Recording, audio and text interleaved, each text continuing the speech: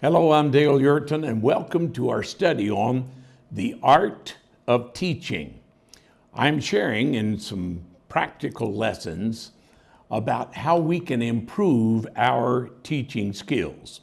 If you haven't watched lesson number 1, please go back and review that. I talk about the art of the teacher, understanding yourself and improving as knowing the gift that God has given you. Here's the second question we have to answer. What are they doing here? Now, in this lesson, I want to focus on the student. The previous lesson, we focused on the teacher. Let's talk about the student. And so there's several different things that we have to define if we're going to discover what they are doing here. Number one, who are they? That's a big question. In my studies over the years, I've come to understand to be a good teacher, you've got to know at least 3 basic things. You have to know who you are. You have to know who they are, your students. And then we'll talk about in a later lesson on you have to know your information, what you're talking about. Who are they? See, students learn easier, and it also reduces our discipline problems in the class if the students are properly grouped together. That can create a lot of problems, just having the right student in the wrong class. And it always creates problems. It creates it not only for us, but also for the students. So we've got to learn how to group them together the best way for them to learn. The first way, I would say, group them by age, if possible. Now, as they mature and become adults, this is not as important, but particularly when you're talking about small children, it is very important that you put the children together by age. Now, again, some students learn quicker than others, but even they can help the slower ones to catch up. But teaching by age, the way we think, our skills, they change, and the way that we process things by our age, and particularly in the younger years. Another way to group them is group them by interest. There are some things that some students are very interested in. Other students have no interest whatsoever. And if you have a student that has no interest, a bored student usually becomes a discipline problem. And so grouping them together by common interest, it helps to hold their attention. The third way I would say is group them by needs. Group them by needs. Addressing a common need makes a good lesson. And again, the needs will change as the student is growing and maturing. But by addressing needs in their life, it's something they're interested in because it's something important to them. It's something they know is lacking in their life, or it's something they need some more information about. So by grouping them by needs helps us to have a better class. Now, the second thing, I want to continue to advance this about needs. What are the greatest student needs? There are some needs that they are what we would call universal needs. They're a need that every student has. For instance, we're talking about studying the Bible, teaching them the Word of God. The first and greatest need in every student's life is personally knowing Christ. Even children can come to Jesus. And so every person has got to know Jesus for themselves. It's a good statement. God has no grandchildren. You either know him personally or you don't know him. You may know a lot about him, but there's a big difference in knowing about someone and knowing them. So every student in your class personally needs to know Christ. And you will have to address that on whatever level the student may be, to help them to come to know Christ personally. A second great need that every student has is growing spiritually. It's a true statement. Everything which is alive is growing. And so the same should be with our children, with those that we are teaching. We must see that they are adding, they are getting the information that helps them grow in their relationship with Christ, to become more mature spiritually. Now, that need never ceases in your life. Oh, I understand, yes, we grow to a certain size physically, and then most of us reach certain goals in our life, like developing our mind, the way our brain works and thinks. But the spiritual need is always going to be there. You're always going to need to know more about Christ, to become more like Christ. So this is a need in everyone's life, is growing spiritually. There's a third one, and this is particularly for young children or young converts, young believers, those that have just come to Christ, discovering their gifts. The truth is, God has gifted every one of us. There is no such thing as a person that does not have gifts. God has given to each one of us these gifts, but they have to be discovered and developed. No, we don't create them, we don't make them. God's the one that gives us the gifts, but we help them to discover their gift. What is your gift? And then to develop that gift. In the previous lesson, I talked about the gift of the teacher and then the calling of the teacher. Well, they may be gifted in other areas, but you must help them to discover what are the gifts that God has given to you, and then put them on a track to develop those gifts. Just a word of caution that I need to point out is, when we're talking about meeting needs in people's lives, don't think that a lesson doesn't lack value because it doesn't meet a need. That is not true. That's not true, because we're talking about God in our life, and our love for God should be based on who He is rather than what He does for us, because He meets our needs. No, needs are important, yes, in every person's life. But there are certain lessons we need to just study God, who He is, and how we should relate to Him, who He should be in our life, because He is a good God, and we just need to love Him because He's a good God. Now, the third thing that I want to discuss in this lesson of why are these people here? Why are they here? Is why don't they say something?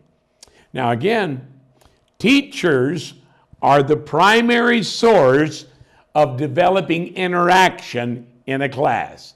Why don't they say something? Well, there's some things we could learn to help them become more involved in the classroom setting. Let me divide this into three main parts on why don't they say something. Let's talk about pre-class activities. In other words, the class should begin before the student enters the room. If you wait until they get there to try to prepare for the lesson, you are too late. You're never going to catch up with that group of people because you waited too long in your preparation. I mentioned before that we give students at times some kind of homework, something to take home and do with them. Have you done your homework? Our homework is preparing, being ready for the student before they ever step through the door. Choose a smiling face to greet the students as they arrive. That's very important. People are going to respond better if they know they are wanted there, if they know that you like them. Now, don't choose somebody as a greeter that can't smile. If they've got problems, then we'll help them. But Put somebody out front that's very smiley, very friendly, that likes people, and let them be the greeter. Hey, it doesn't matter whether it's male or female here, but it's got to be a friendly person because they're setting the atmosphere of how that student is going to enter the room. Second thing is, get to know your students personally. Now, we're talking about pre-class activity. This is before the class begins. So you as a teacher, you need to get there early so that you've got all your work done. When they start coming through the door, greet them by name if possible. Learn their names. Call them by name. Everybody likes to hear their name.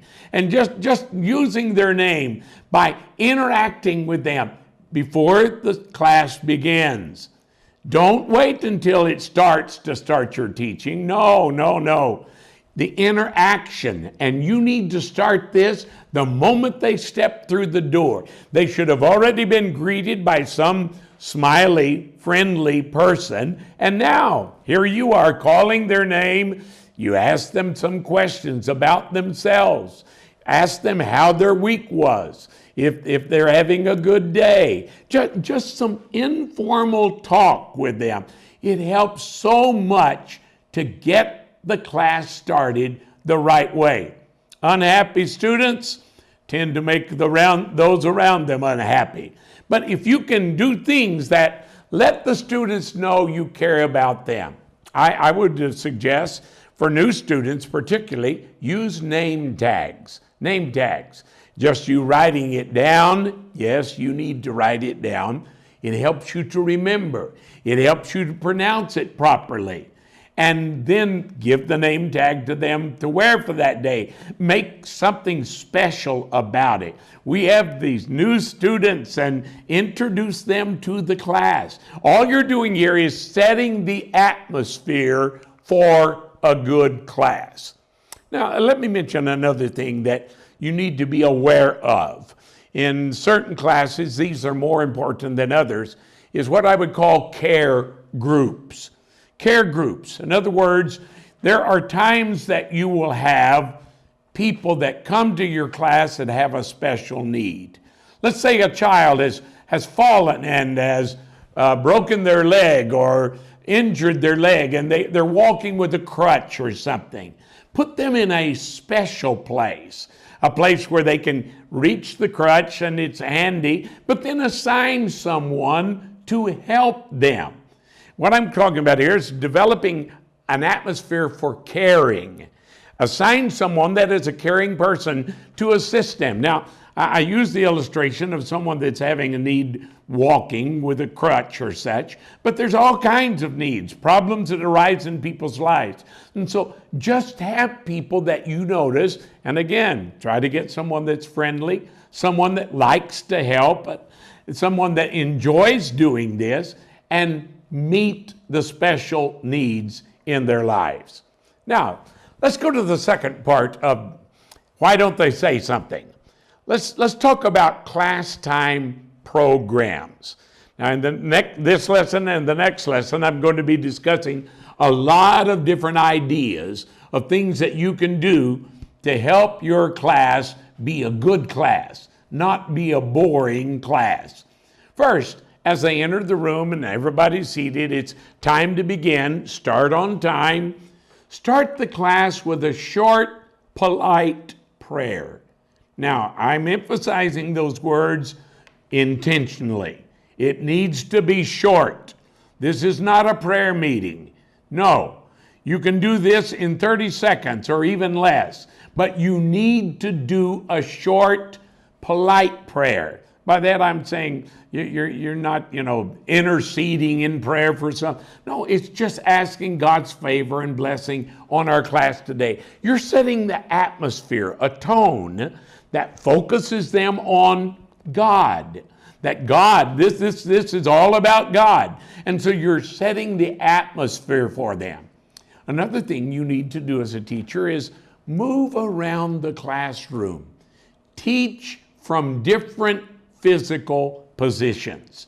Now, as we get older and are mature, dealing with adults, this is not as important as it is when they are young. But children are full of energy. Some of them are just hyper. They have more energy than they know what they should be doing with it. And that's what causes a lot of discipline problems. But by you moving around different positions in the room, it helps to hold their attention. And if you don't have their attention, you're not going to teach them anything. They're not listening to you. So one of the things that you can do is just change your positions and move around the class. And you're getting close to certain students. And if I had a student that had some discipline problems, I'd probably stand by him quite often when I was teaching, just so I could be there to help keep him under control. Then use student interaction. This is particularly when you're dealing with small children. This is one of the biggest mistakes that you can make, is you do all the talking. Guess what? Children like to talk too. So it's good for you if you're calling on different ones in the class to interact. I need to point out here, in dealing with children, and every child is uniquely different, but I'm just giving you some averages, some things that will help you to prepare as a teacher. The attention span of the student changes with their age. As adults, we should be able to concentrate on something much longer. But when you're dealing with small children, they say that for a child that's 3 years old, they have about a 3-minute attention span. 4 years old, about a 4-minute attention span. 5 years old, that's right, 5 minutes. Now, of course, this is going to vary from child to child, but it gives you something that helps you to be able to plan your class to hold their attention. If you don't hold their attention, somebody else is going to get their attention. Do interesting things. And I'm just going to give you a few ideas here. It's really a limitless list. There's all kinds of things you can do that are interesting. Show and tell is always a good one. Just bring something to class that you want to show them, and you talk about it. You got their attention at least for a few minutes, a minute or two, if you're showing them something new. Story time. Everybody loves stories, particularly children. They love a good story that has something that makes them laugh, or they're learning things that they've never heard before. Story time. And so these are things to just help keep the interaction with the student to hold their attention. I would also use student handouts. Now, I know for some of you this is more difficult for you to provide, but you don't have to have elaborate, expensive things. Use simple things. Students can share what they're learning, and if they can just write it down on a piece of paper, or if they're very small, let them draw a picture. If you've got some Crayolas, they can color the picture. Take it home and tell their mother, this is baby Moses in the river. These kind of things, it helps them because they're not only hearing you tell the story, now they're sharing the story. Use printed questions. Now this, of course, applies for the teacher, and then as they mature, you can use it for your students, those that can read and write. Why would you use printed questions? Because they help keep us on target. If you're not careful, that student that has more energy than he knows how to properly handle, he will get their attention, and he gets your attention. And if you're not careful, he gets you not thinking about what you're supposed to be teaching. And so if you've got some kind of questions, printed questions, they help to keep you reminded what you need to be sharing. Personal attention.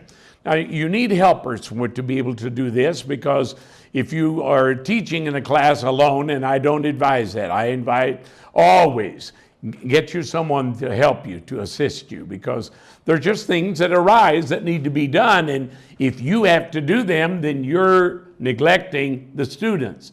But personal attention, and there's a picture here of a computer, and I know that for many of you, you wished you had a computer in your classroom. But there are other things that you can use. Use a good book. Use one that's got a lot of good pictures. Children love pictures. Anything that involves them in the education process. And you show them this. You point out the story. You tell them what the picture means. This personal attention helps them to grow. Now, when we're dealing with children that are getting older now, they're able to answer questions. Another good way of teaching is what's called agree, disagree statements. Now, just you simply ask them, the students, do you think, and with the real small, you just ask them yes or no. Do you think this is good? No. You're asking an agree or disagree question. By using that, it helps to involve them in the discussion. You're helping to hold their attention. Now, what I'm saying to you, and I'm telling you again and again, this is not the end of the list. There are so many different ways, but use different teaching methods. If you're going to hold their attention, you're going to have to use different things to hold their attention. Use practical lessons, because if it's not practical, it cannot be practiced. And what is the value of us sharing with them anything if it's not something that they can do? Now let me close with what I would call class closures. Every class ought to be this way. As you're coming toward the end of the class, give them something they will remember. Something you can stick in their mind that they will take home with them. Many times that is a story that you tell, an illustration. It's got to be something that holds their attention, and then you stick it in their mind where they won't forget it. See, one of our main goals in teaching is basically not to be a boring teacher. Please do not do that. Don't be boring. Have a class that listens to you, and have a teacher that doesn't make the students look dumb. Use your time wisely. It's going to go quickly. Use it wisely and keep the lesson moving forward to your closure. Now let me give you the fourth thing I want to talk to you about on why are they here? What are they learning? And this is something I'm going to come back to in the next lesson as well. What I call total hour learning. In other words, develop a strategy for your class. The first part of the class, you need to begin with a focus. What is it you're going to talk to them about? What are you going to share? Have a single target in mind. That's the mistake that so many teachers make. We have multiple targets, and we keep bouncing around to different targets, and they can't remember what you're saying. If you will have one focus, that doesn't mean you just talk about that all the time, but it means everything you share comes back to that. And everything comes to this one point. That's what you must begin with. That's what you must teach. That's what you must close with, is with your focus. Because this way, they will be able to remember the things that you are teaching them. The second thing is what I would call discover. Discover is where you begin to draw the student in, and you involve them in the teaching process by asking them questions, by asking if they agree with this or disagree with it. You're helping the student to discover the answers. And they will remember the things that they discover better than things you tell them. Let me repeat that. They've got to be involved in the discovery of the information, because they will remember what they discover better than what you teach them or tell them. So the discovery process is the main part of the lesson, where you're now getting into their heads and they're getting into your ideas and they're discovering truth that will make a difference in their life. And then respond. Always lead the students in responding to the truth that is discovered. Many times you do that in a prayer.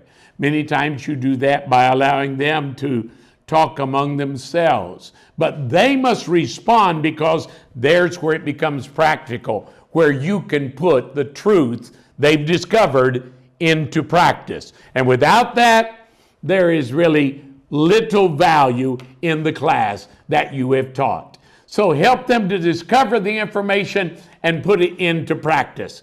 But as you come toward the end of the class, you need to focus on a question in your own mind. Don't say this out loud. Don't share it with anybody else, but say it to yourself. You should say, so what? Oh, I do this every time I preach. I do it every time I teach. So what? In other words, what have they learned today that they can put in practice that's going to help them be a better person? You can say, what difference did this class make in the student's life? If you can't answer that, then they can't either. It's probably the most important question you can ask yourself. You've got to give them information that they can remember and put in practice, or what is the value of teaching in the first place? So what? What difference does this make in the student's life? If you'll put these things into practice, I promise you, it will help you to be a better teacher and help your students discover why they are here.